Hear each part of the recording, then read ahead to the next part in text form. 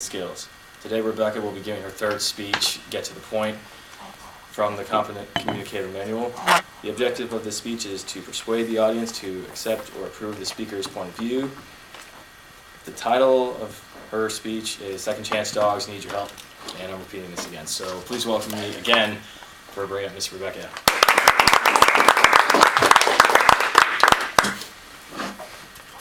5 weeks ago, I made a huge mistake. I went to a high-kill animal shelter in Carson, and walking through the shelter made every part of me hurt all over. There were 4 double-sided corridors that housed about 200 dogs, and then I made another mistake and I addressed every single dog individually.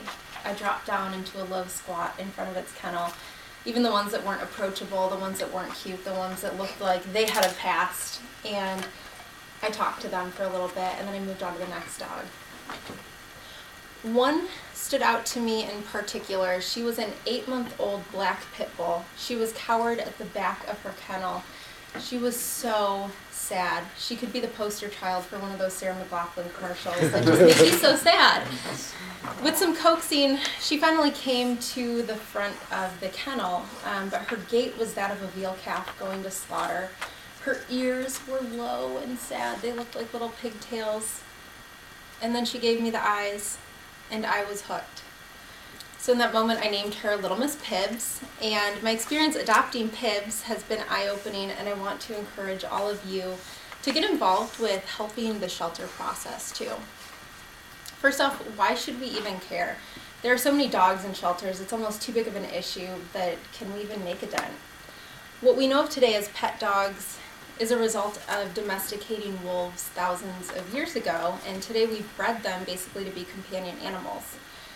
That being said, dogs aren't really any more equipped to live on the streets or to join a wild pack of coyotes any more than we humans are equipped to live in a cave or to join an indigenous tribe.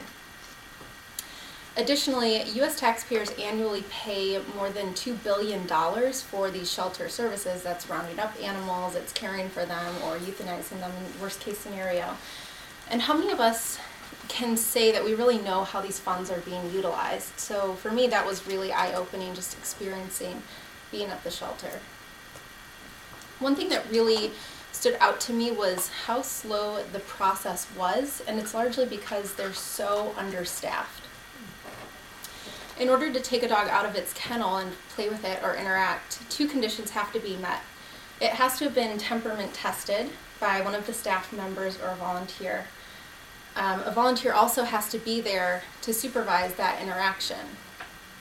Surprisingly, it's difficult to meet these 2 conditions in a timely fashion. So to give you a little bit of a timeline for Pibbs, because she was a pit bull, she hadn't been temperament tested the first time that I went to see her, so I waited in line for over an hour and a half to find out that I'd have to wait till she'd been temperament tested. So then I saw on the website a few days later that she'd passed her temperament test. She got an A, which basically made her the valedictorian of the dog shelter. I showed up after work, and there weren't enough volunteers there to let me take her out and play with her. So really the only time that you can go and interact with an animal at these shelters, particularly Carson, is between 12 and 4, Monday through Friday, and then on the weekends, 12 to 5 on Saturday and Sunday, and that's if there's enough volunteers and if you arrive on time early enough to stand in line and then see the animal. Which leads me to my next point. What can we do? Perhaps the most obvious solution is just to go and visit a shelter. Like I said, I went and it was deeply depressing and very heavy, but totally worth it. You can volunteer at the shelters. If you go online and you Google search LA Animal Shelter volunteer options, you can fill out the application.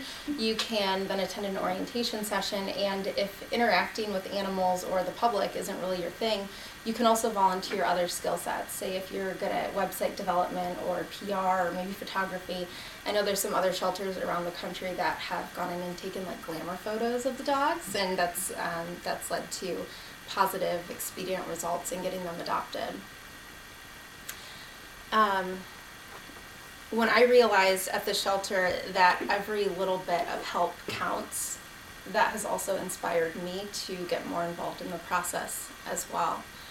So with that, The third time that I went to visit Pibbs was exactly 1 week after she had arrived at the shelter. She was noticeably more shut down, and she was starting to develop this kennel cough, which is almost inevitable for any dog that is in that situation for more than a few days. It was 6:50 and the shelter was about to close in 10 minutes, and an employee walked into the corridor where I was standing next to Pibbs, just saying bye for the evening, that I'd be back at the weekend when I could play with her. And he was carrying 2 large black bags that were just heavy. He was dragging them just so ungracefully. It couldn't have been more dramatic. All of the dogs went silent. They knew what that was, and he continued on his way to the dumpster. That night, all I could think about was that could be Pibbs, and I couldn't sleep. So the next morning I called the shelter expediently as soon as they opened, which was noon, to commit to adopt this dog that I still hadn't interacted with, which I realize is a huge risk, and I've never done that before, but I've been very fortunate to have gotten such a sweet, loving dog, but most of the dogs in the shelter don't even have this opportunity. With that, I urge you all to get involved in some way, shape, or form, whatever your skill set is that you might be able to contribute. The disclaimer, I can't promise you won't walk away without a new pet.